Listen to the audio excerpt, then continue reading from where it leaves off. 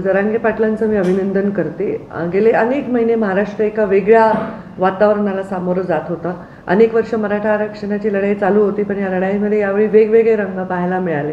एक आक्रमकता समाजामध्ये पाहायला मिळाली आणि त्याचा परिणाम नक्कीच इतर समाजांवरही झालेला आहे. बीड जिल्ह्यामध्ये बऱ्याच काही घटना घडल्या, त्या आपण सर्वांनी पाहिल्या. आता त्यांना जो अध्यादेश काढला आहे सरकारने, तो एक त्यांचा विजय जर मानला तर याच्यामध्ये सगळे सोयीची जी व्याख्या दिली आहे ती फार क्लिअर आहे. त्याच्यामध्ये आपल्या वडिलांच्या नात्यामधल्या आणि तुम्हाला सर्टिफिकेट घ्यायचं असेल तर आजोबा पणजोबा वडील यांचे सगळ्या दाखल्यांमध्ये ते असलं पाहिजे. तर ही एक प्रोसिजर आहे, ती मला वाटतं की जशी आहे तशी आहे, त्याच्यात फार बदल आहे असं नाही. त्याच्यामुळे इथे याच्यातनं त्यांना व्यवस्थित कागदपत्र देऊनच हे सगळं मिळणार आहे. दुसरं, ओबीसींना धक्का लागणार नाही हे वाक्य मी फार लोकांकडून ऐकते आहे, पण ओबीसींना धक्का लागलेलाच आहे. पण आता लागलेलाच आहे, ह्याच्यामध्ये कायद्याने मराठा समाजाला टिकणारं आरक्षण मिळावं असं मी वेळोवेळी सांगते. अजूनही या अध्यादेशामध्ये 16 फेब्रुवारीपर्यंत ऑब्जेक्शन घेण्याची सोय आहे. त्यामुळे ओबीसी संघटना ऑब्जेक्शन घेण्यासाठी पुढे जात असतीलच, अभ्यास करून जात असतील, तोही त्यांचाही हक्कच आहे. त्यामुळे अशा वेळी याच्यातनं पुन्हा ते कायद्यात टिकणं किंवा त्याच्यामध्ये टिकणं हे आवश्यक आहे. त्यासाठी त्यांना शुभेच्छा. पण कुणबी सर्टिफिकेट्स बाय चॉईस एका पिढीने घेतले नव्हते. मराठवाड्यामध्ये, विदर्भामध्ये घेतले, पश्चिम महाराष्ट्रात बऱ्याच ठिकाणी घेतले. त्यामुळे या मराठवाड्यामध्ये लोकांनी घेतले नाही एका पिढीने, पण आत्ताच्या पिढीला त्याची गरज वाटली, त्यामुळे ते त्याची मागणी करतात. तर कुणबी सर्टिफिकेट आल्यावर ऑटोमॅटिकली ओबीसीमध्ये हे लोक येणार असल्यामुळे ओबीसीला धक्का लागला नाही असं म्हणणं अयोग्य होईल. ओबीसीच्या राजकीय आरक्षणाला याच्यामुळे धक्का नक्कीच लागलेला आहे आणि त्यामुळे जे सत्तेत आहेत सगळे विराजमान ते जर म्हणतात धक्का नाही लागला तर ते कसा हे त्यांनी ओबीसींना समजून सांगावं लागेल. पण ओबीसींनी संयमाची भूमिका घेतलेली आहे, मोठेपणाची घेतली आहे. आता जरांगे पाटलांनी ओबीसीत समाविष्ट करून घेतलं आहे, तर आता एक मराठा लाख मराठा म्हणण्याऐवजी एक ओबीसी लाख ओबीसी म्हणावं आणि ते वितुष्ट लोकांमधलं कमी करावं. म्हणजे आरक्षण घेऊन सुद्धा ओबीसी मनाने नाही झाले तर फायदा होणार नाही. त्यामुळे त्यांचं ओबीसी स्वागत आहे. संपूर्णपणे ओबीसी व्हायला तयार व्हावं अशी माझी विनंती आहे.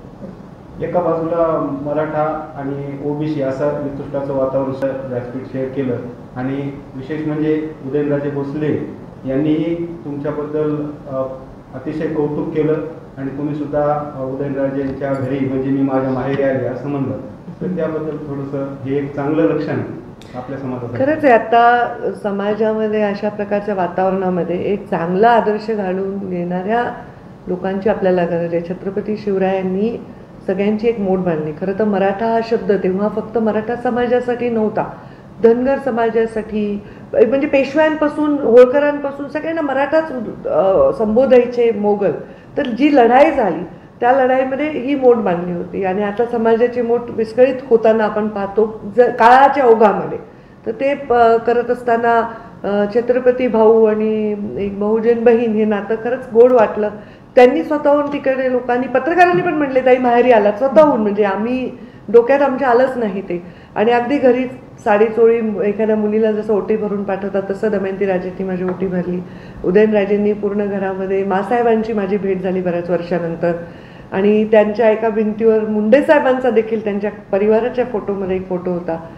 खरंच खूप गाईवरून मी गेले आणि खरंच वाटलं की हे जे चित्र आहे फार विलोभनीय आहे, गोड आहे.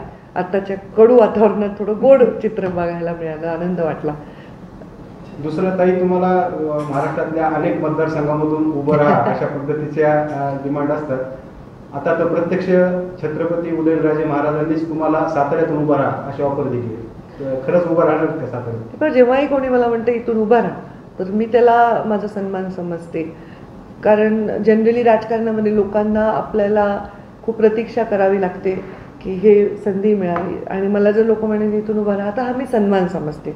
पण अजून माझ्या पक्षाने मी कुठून उभं राहायचं हे ठरवलं नाही आहे आणि माझा पक्षच हे ठरवणार आहे फायनली. तर जोपर्यंत आमच्या पक्षाच्या शिस्तीमध्ये लेटर पॅडवर अध्यक्षाची सहीने नाव डिक्लेअर होत नाही तोपर्यंत उमेदवारी नसते. पण ह्या भावना, ह्या प्रेमाच्या भावना आहेत, ह्याला राजकीय चष्म्यातून बघण्याची गरज नाही. ह्याला मी माझा सन्मान समजते. देश विदेशातील प्रत्येक घडामोडींचे लाईव्ह अपडेट मिळवण्यासाठी आता साम टीव्हीच्या सर्व सोशल मीडिया प्लॅटफॉर्मला लाईक, फॉलो आणि सबस्क्राईब करा. तसंच सर्व नोटिफिकेशनसाठी बेल आयकॉन प्रेस करायला विसरू नका.